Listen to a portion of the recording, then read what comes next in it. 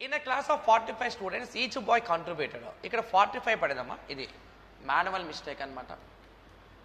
ఓకేనా? ఇక్కడ ఎంత అంటే 60 students. In a class of 60 students, each boy contributed money equal to the number of girls, and each girl contributed money equal to the number of boys.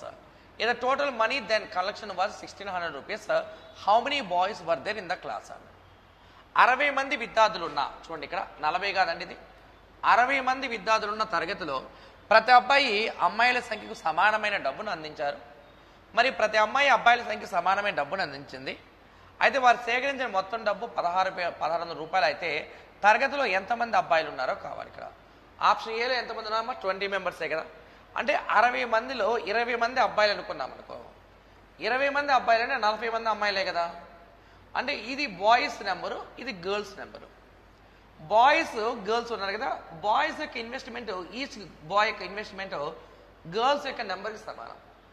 Girls యొక్క investment boys యొక్క ఇన్వెస్ట్మెంట్కి సమానం. So కాబట్టి ఇది 20 into 40 చేసే value ఎంత? 800. 40 into 20 చేసే value ఎంతమ్మా? 800. 800 plus 800 అంటే వాల్యూ ఎంత? 1600 రూపీస్ అనమాట. ఇది 1600 రూపీస్. సో కాబట్టి 28కి ఏ ఆప్షన్ ఆన్సర్.